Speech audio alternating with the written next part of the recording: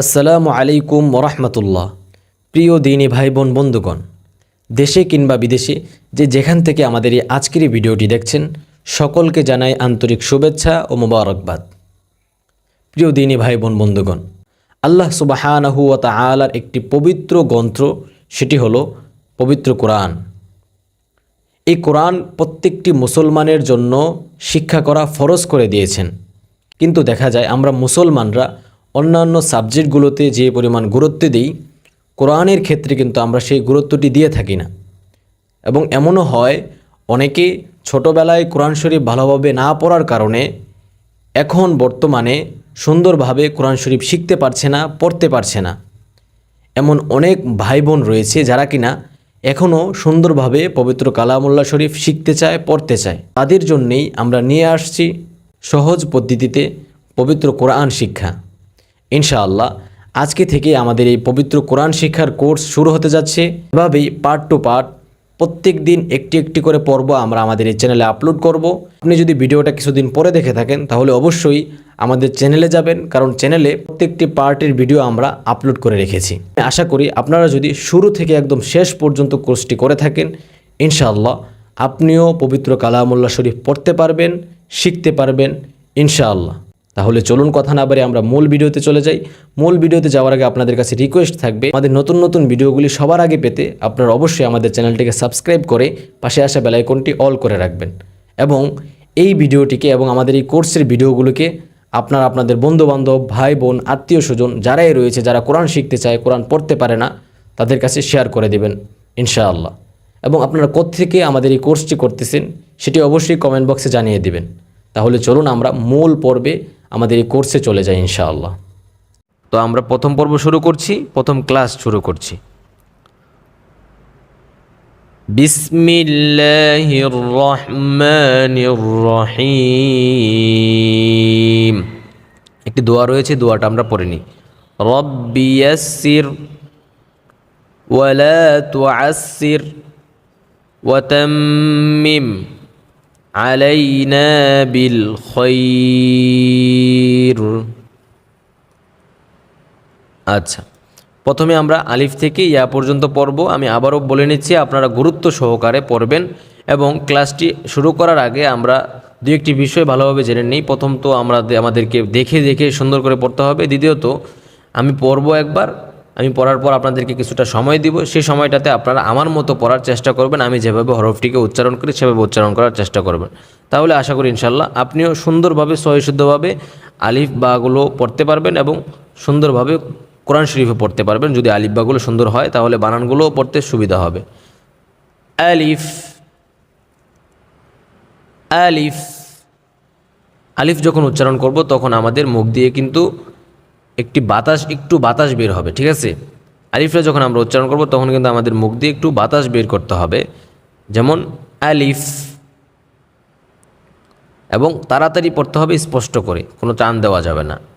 তারপর বা বা, এই বাতে এক আলিফ টান হবে।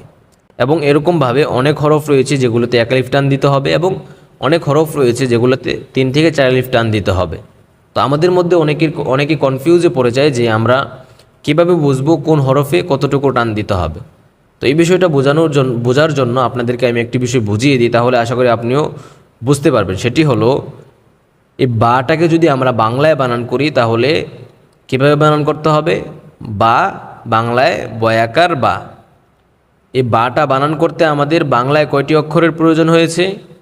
একটি অক্ষর। সেই অক্ষরটা কি? বা। তো এরকমভাবে আরবি কোনো হরফকে যখন বাংলায় বানান করা হয় এবং বাংলা বানানটি যখন এক হরফেই হয়ে যায়, যেমন বয়াকার বা একটি হরফে হয়ে গিয়েছে, তয়াকার তা এখানে একটি হরফেই হয়ে গিয়েছে, এরকমভাবে আরবি কোনো হরফকে বাংলা বানান করার ক্ষেত্রে যখন সেই বানানটি একটি হরফেই হয়ে যায় তখন সেই আরবি হরফটিকে এক আলিফ টানতে হবে। বিষয়টি বুঝতে পেরেছি? এবং আরবি কোনো হরফকে, যেমন জিম, এই আরবি কোনো হরফকে যখন বাংলায় বানান করা হয় এবং সে বানানটি যদি 2টি হরফ দিয়ে গঠিত হয়, যেমন জিম যদি আমরা বাংলায় বানান করি তাহলে কিভাবে? জোরে শিখা জিম ও জিম। তো এখানে আমাদের হরফ কয়টি প্রয়োজন পড়েছে বানান করার ক্ষেত্রে? দুইটি, এই দুইটি অক্ষর প্রয়োজন পড়ার কারণে এই হরফটিকে আমরা 3 থেকে 4 আলিফ টান দিব। এরকমভাবে যতগুলো হরফ রয়েছে যেগুলো বাংলা বানান করলে একটি হরফই হয়ে যায় সেগুলোকে 1 আলিফ টান দিব, আর যেগুলোকে বানান করার ক্ষেত্রে দুটি অক্ষরের প্রয়োজন হয় সেগুলোকে আমরা 3 থেকে 4 আলিফ টান দিব। আশা করি বিষয়টি বুঝতে পেরেছেন। যদি না বুঝেন তাহলে আপনারা ভিডিওটিকে পজ করে আবার পিছন থেকে দেখে আসতে পারেন, তাহলে বিষয়টি আরও সুন্দরভাবে বুঝতে পারবেন। তাহলে বা 1 আলিফ টান দিয়ে পড়তে হবে, বা, তা, তা, সা, সা, জিম 3 আলিফ টান দিয়ে, জিম, মুখের ভিতর থেকে শক্ত আওয়াজ করে পড়তে হবে, জিম, হ্যাঁ 1 আলিফ টান দিয়ে চিকন করে পড়তে হবে, কণ্ঠনালী থেকে আওয়াজ আসবে, হ্যাঁ, হ্যাঁ, হ, হ যখন উচ্চারণ করব তখন আমরা একটু গড় গড় করে আওয়াজটা করব, যেমনভাবে আমরা কুলি করার ক্ষেত্রে একটু আওয়াজ করে থাকি উজু করার সময়, সেরকমভাবে গলায় একটু গড় গড় আওয়াজ করব হ উচ্চারণ করার সময়, যেমন খ, দাল 3 থেকে 4 আলিফ, দাল, দাল। এই দাল বানান করার ক্ষেত্রে আমরা নরম করে পড়ব এবং জিহ্বা বের করে হালকা বাতাস বের করে পড়তে হবে, তাহলে কিন্তু আমাদের দালের উচ্চারণটা সুন্দর হবে। এরকমভাবে সা যেটা পড়েছি আমরা, তারপরে যে সা পড়েছি সেই সাটাকেও জিহ্বা বের করে পড়তে হবে, তাহলে সাটা সুন্দর হবে এবং উচ্চারণ ঠিক হবে। তারপরে র 1 আলিফ টান দিয়ে, র, তারপর যা, যা বানান করার সময় একটু চিকন আওয়াজ মুখ দিয়ে বের হবে এবং একটু শক্তভাবে উচ্চারণটা করতে হবে, যেমন যা 1 আলিফ টান দিয়ে, যা, যা বলা যাবে না, ঠিক আছে। তারপর সিন, সিন চিকন করে আওয়াজটা বের করতে হবে, শিন বলা যাবে না, বলতে হবে কি সিন, ঠিক আছে। হরফগুলোকে আমরা ভালোভাবে লক্ষ্য করি। তারপর শিন, শিন, এই শিনের উচ্চারণটা কিভাবে হবে সেটা হলো, আমরা যখন দেখি বিষধর সাপ যখন ফানা তুলে এবং তাদের মুখ দিয়ে যখন একটা শাঁসা একটা আওয়াজ বের হয়, সেই আওয়াজটি আমরা শিনের ক্ষেত্রে প্রয়োগ করব, তাহলে কিন্তু আমাদের শিনের উচ্চারণটা সুন্দর হবে, যেমন শিন। এই সিন এবং শিনের মধ্যে যেন পার্থক্য থাকে, আমরা যেন একভাবে মিলিয়ে না ফেলি, ঠিক আছে। অনেকে শিন শিন বলে, শিন শিন বলা যাবে না, বলতে হবে সিন শিন, ঠিক আছে। তারপর মোটা হরফ সদে, মোটা করে মুখ ভরে তারপর উচ্চারণ করতে হবে, যেমন সদে, সদে। তারপর বদে, মোটা করে গলা থেকে মোটা করে উচ্চারণটা মুখ ভরে তারপর আসবে, বদে, বদে। তারপর প, মোটা হরফ 1 আলিফ টান দিতে হবে, প, জ, এটাকে জ বলা যাবে না, নরম করে বলতে হবে জ, আইন,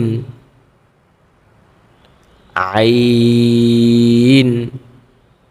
আইন উচ্চারণের ক্ষেত্রে আমাদের গলা একটু চাপ দিয়ে পড়তে হবে কণ্ঠতে, তাহলে কিন্তু আইনের উচ্চারণটা সুন্দর হবে এবং নরম আওয়াজে পড়তে হবে, যেমন আইন।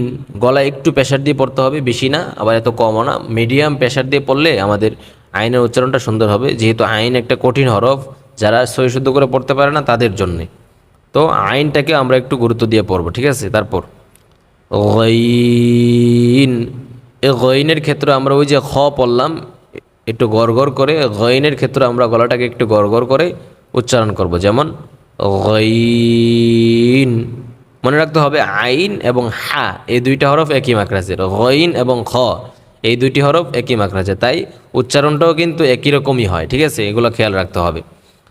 গইন, ফা, ফা, ফা উচ্চারণের ক্ষেত্রে আমরা কি করব, উপরের যে আমাদের দাঁতগুলো রয়েছে সেগুলোকে আমরা আমাদের নিচের যে ঠোঁট রয়েছে সেই ঠোঁটের পেটে লাগিয়ে দিব, অর্থাৎ ঠোঁটের যে ভিজা অংশটা রয়েছে সেই ভিজা অংশে আমরা লাগিয়ে উচ্চারণটা করব। তাহলে কিন্তু আমাদের ফা উচ্চারণটা একেবারে পারফেক্ট সুন্দরভাবে হয়ে যাবে। ঠিক আছে, যেমন ফা, ফা, তারপর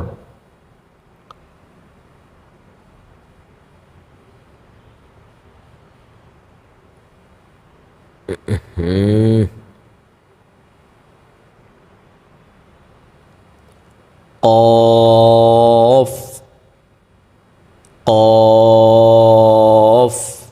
এই কফ উচ্চারণের সময় আমরা কণ্ঠ থেকে উচ্চারণটা করতে হবে, কণ্ঠনালী থেকে, এবং মুখ থেকে না, কফ বলা যাবে না, বলতে হবে কফ। একটু কলকলা সিস্টেমে একটু আওয়াজ করে বলতে হবে, ধাক্কা মানে ধাক্কা সিস্টেমে হবে উচ্চারণটা। যেমন কফ, মনে হবে যেন একটু ধাক্কা দিয়ে পড়েছি, আমরা গলাতে একটু চাপ দিয়ে তারপরে একটু ধাক্কা দিয়ে তারপর উচ্চারণটা করব, তাহলে কিন্তু কফের উচ্চারণটা সুন্দর হবে। তা না হলে আমরা যখন বানান করব তখন কিন্তু কফ এবং কাফের সাথে আমরা উচ্চারণ মিলিয়ে ফেলব, সেক্ষেত্রে কিন্তু আমাদের ভুল পড়া হবে, আমাদের পড়াটা শুদ্ধ হবে না। তাই এখনই আমরা প্রত্যেকটি হরফের উচ্চারণগুলো আমরা সহি শুদ্ধ করে পড়লে, সুন্দর করলে পরবর্তীতে আমাদের ক্লাসগুলো সহজ হয়ে যাবে। কফ, তারপর ক্যাফ, ক্যাফ, এটা মুখ থেকে হবে, গলা থেকে না। লাম, লাম, মিম, মিম, নুন। ঠোঁট গোল করে পড়তে হবে। মিম উচ্চারণের সময় আমরা দুইটা ঠোঁট একসাথে মিলিয়ে ফেলবো, যখন মিম উচ্চারণ করব, মিম, মিম বলে দুইটা ঠোঁটকে আমরা একসাথে মিলিয়ে ফেলবো, তাহলে উচ্চারণটা সুন্দর হবে। নুন উচ্চারণের সময়, নুন বলার সময় আমরা ঠোঁটগুলোকে গোল করব। ঠিক আছে, যেমন নুন, তারপর ওয়াও, ওয়াওয়ের ক্ষেত্রে একই, ঠোঁট একেবারেই গোল করতে হবে। ওয়াওয়ের উচ্চারণটা এমন, আপনি ঠোঁটগুলোকে যত গোল করে পড়তে পারবেন তত সুন্দর হবে আপনার ওয়াওর উচ্চারণ। ঠোঁটগুলোকে ওয়াও বলার সময় এমনিতেই মোটামুটি গোল হয়, তারপরে আপনি যত গোল করবেন ঠোঁটগুলোকে তত সুন্দর হবে ওয়াওয়ের উচ্চারণ। যেমন ওয়াও, তারপর হ্যাঁ, হাটা একদম গলা থেকে মোটা করে বের হবে, চিকন করে না। হ্যাঁ, হ্যাঁ, হামজা, হামজা, হামজা বলার সময় শেষে একটু হা উচ্চারণ হবে, যেমন হামজা। তারপর ইয়া, ইয়া, ইয়া, ইয়া। প্রিয় শিক্ষার্থীবৃন্দগণ, যেভাবে আমি পড়িয়েছি এভাবে যদি আপনারাও দেখে দেখে মনোযোগ সহকারে খেয়াল করে কোন হরফটাতে কতটুকু টান দিচ্ছি, কিভাবে পড়ছি, কিভাবে উচ্চারণটা করছি, মনোযোগ দিয়ে যদি আপনারাও পড়েন, আশা করি ইনশাআল্লাহ আপনারাও সুন্দরভাবে হরফগুলো পড়তে পারবেন। এবং এই হরফের উচ্চারণগুলো যদি আমাদের সুন্দর হয়ে যায় তাহলে কিন্তু পরবর্তীতে যখন আমরা জবর জের পেশ লাগিয়ে হরফগুলো পড়ব অন্য অন্য ক্লাসে, তখন কিন্তু এক্ষেত্রে আমাদের অনেক সহজ হয়ে যাবে আমাদের জন্যে। তাই আপনাদের কাছে অনুরোধ থাকবে যে এই প্রথম ক্লাসগুলো মনোযোগ সহকারে যেভাবে আমি পড়াই, যেভাবে পড়তে বলি সেভাবে পড়ার চেষ্টা করবেন। ইনশাআল্লাহ আশা করি যদি এভাবে পড়েন তাহলে অবশ্যই আপনাদের পড়া সহিহ শুদ্ধ হয়ে যাবে ইনশাআল্লাহ। এই ছিল আমাদের প্রথম পর্বের প্রথম ভিডিও। দেখা হচ্ছে অন্য কোনো ভিডিওতে। এবং আরেকটি বিষয়, সেটি হলো আপনারা যদি কেউ আমার কাছ থেকে পার্সোনালভাবে কোরআনুল কারীম শিখতে চান, তাহলে স্ক্রিনে দেওয়া ইমো হোয়াটসঅ্যাপ নাম্বারে আপনারা যোগাযোগ করতে পারেন। ইনশাআল্লাহ যতটুকু সম্ভব আমি আপনাদেরকে পবিত্র কালামুল্লাহ শরীফ শেখানোর চেষ্টা করব। দেখা হচ্ছে পরবর্তী ভিডিওতে। ততক্ষণ পর্যন্ত সকলে ভালো থাকুন, সুস্থ থাকুন এবং আমাদের চ্যানেলের ভিডিওগুলো দেখতে থাকুন।